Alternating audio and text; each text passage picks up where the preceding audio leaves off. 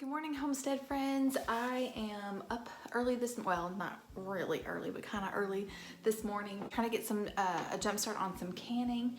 And this morning I'm going to be canning chili beans. I am going to be using the Needy Homesteaders recipe. This is not my recipe, but I'm just going to show you how I do it. So these are dirty dishes, never mind these. But here I've already got all of my jars inspected, washed, as well as my canning lids. And then over here I just have my, these are just the pinto beans. Now, Needy Homesteader uses kidney beans. I'm gonna be using pinto beans. I actually like the texture better of pinto beans. Plus it's what I have. So I'm gonna be using pinto beans, so I need to get these sorted and washed. I've got my canner, I've got the water and the rack already in there, and I've got it coming up the temperature. Here I have a big pot of boiling water, which is what I'm going to put in with my beans. Okay. Here I have some tomato sauce, pickling salt, garlic powder, smoked paprika, onion powder, cumin, and chili powder. All of these spices are going to go into our chili beans, and of course I have my beans that have been sorted and rinsed. All right, let's start getting this together.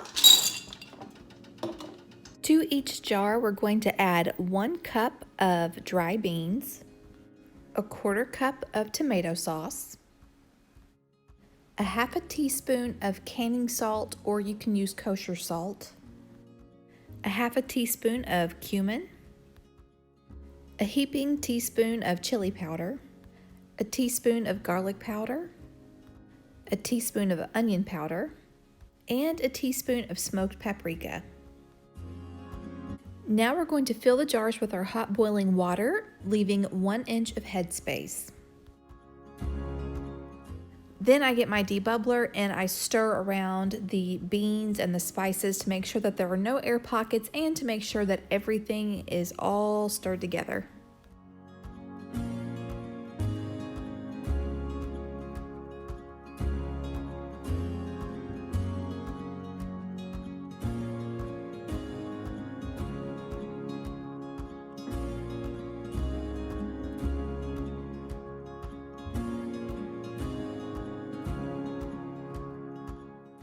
Before I put the lids on, I take a paper towel, dampen it with white vinegar, and wipe the rims to make sure there is no spices or tomato sauce or any other kind of residue that will prevent a good seal.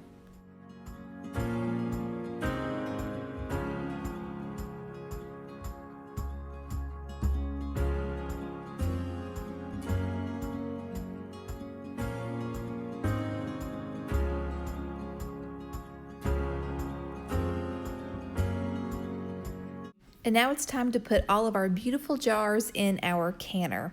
Now I want to let you know that I have a Presto canner. If you are in the market for one and maybe you don't have the money to invest in like an all-American canner, I cannot speak highly enough of this Presto canner. It's a 23 quart. It fits up to 7 quarts or 20 regular mouth pints, and I love it.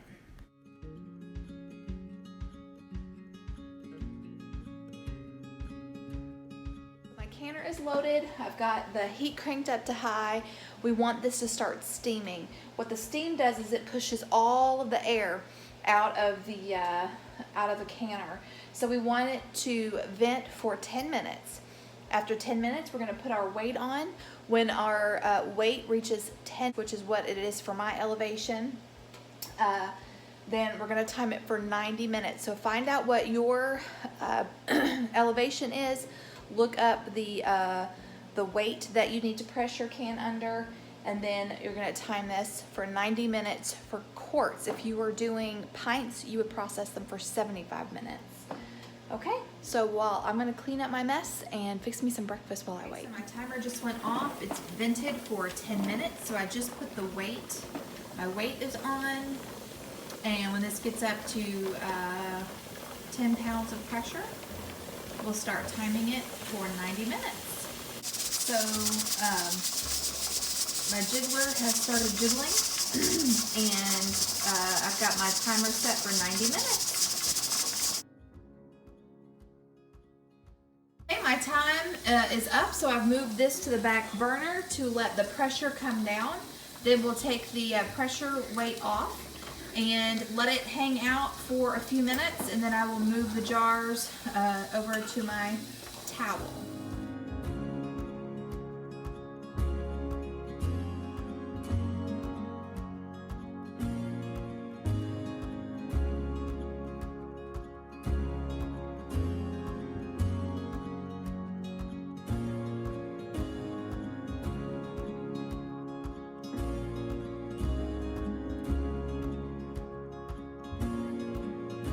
So all we'll do is brown up a pound or so of ground beef or ground venison, and then dump a jar of that, and then dinner's ready. So very excited about this. I hope you guys enjoyed this video, and if you have any questions, be sure to leave them in the comment section, and I'll try to help as much as I can. Get it? As much as I can. Anyway, that's all I've got for you guys today. Until next time.